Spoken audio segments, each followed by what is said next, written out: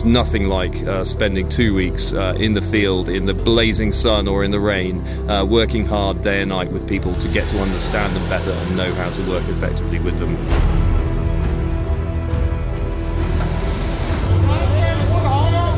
This is about working with our allies in increasing our ability to fight together.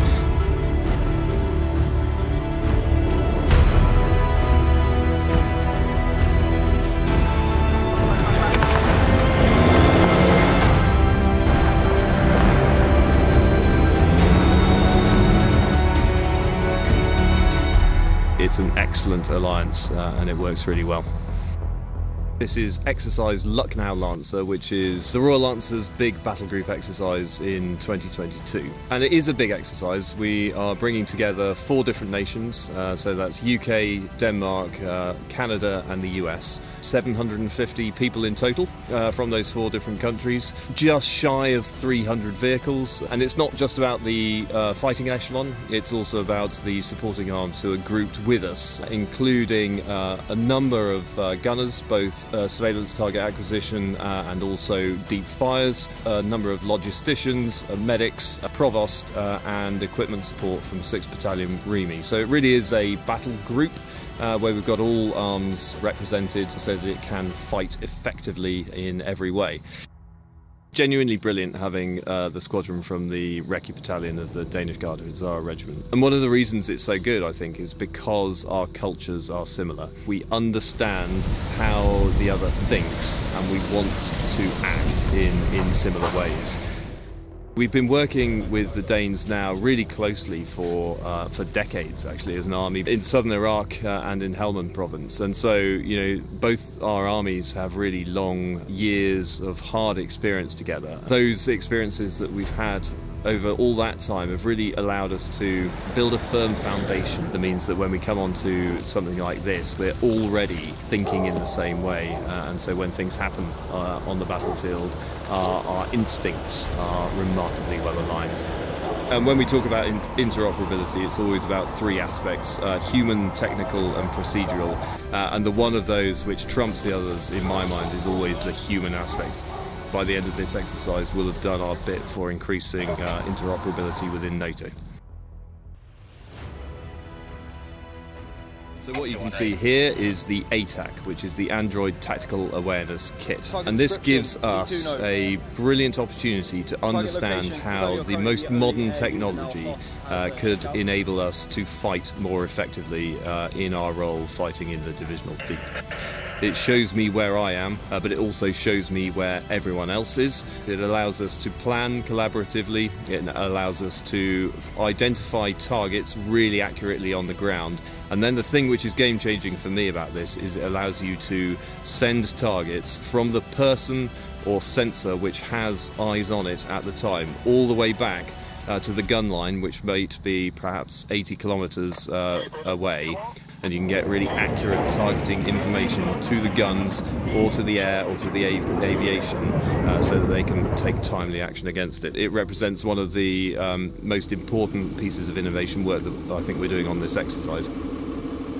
We're also working with civilian or commercial off-the-shelf satellite technology.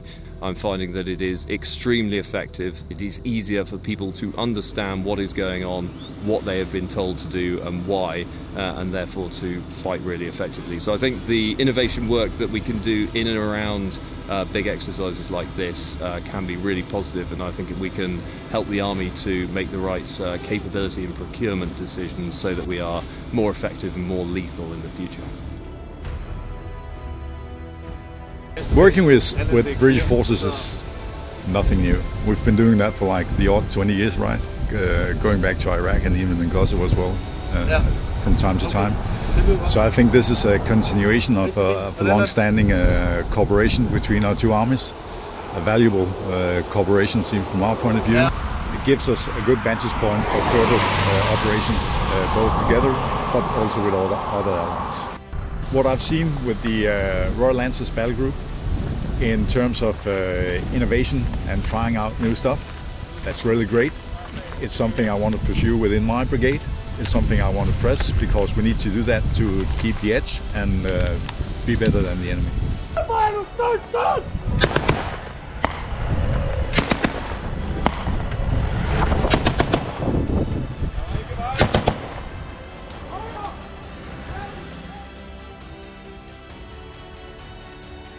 So I'm a driver.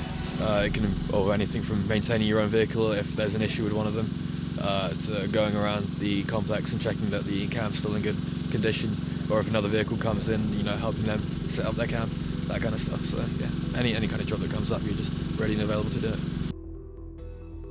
You have punchers up on the side, or you have crew shelters and stuff like that, so when you set up the cam nets and the thermal sheets, you'll give yourself some admin area and you'll be able to set up on the side of the vehicle and live there. When it comes to sleep, your pattern may get a bit disorganised, but you'll take rest when you can and you'll go on sentry when you can. You understand it's going to be like this when you join the army, so discomfort, it's actually quite nice getting in your dust bag at night, you get quite comfy, so there's no issue with that. Insects, you know, you prepare for that, people come up with insect repellent. You know, it's part of living in the field.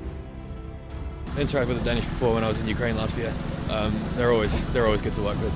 They're switched on, they're really good, they're really helpful, and you can learn a lot from other militaries.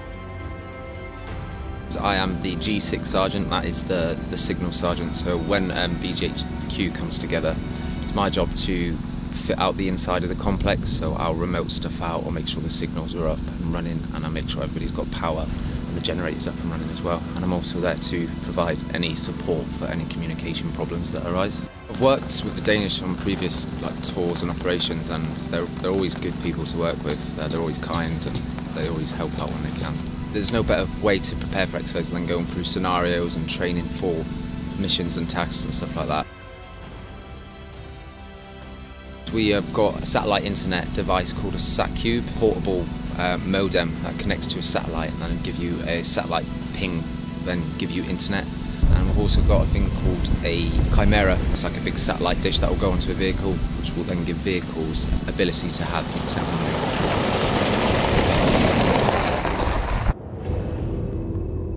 When we speak to them, their English is really, really good, to be honest. There's the odd word here and there, but we can generally understand what they're trying to say to us, and they can generally understand us if we don't have too thick of an accent.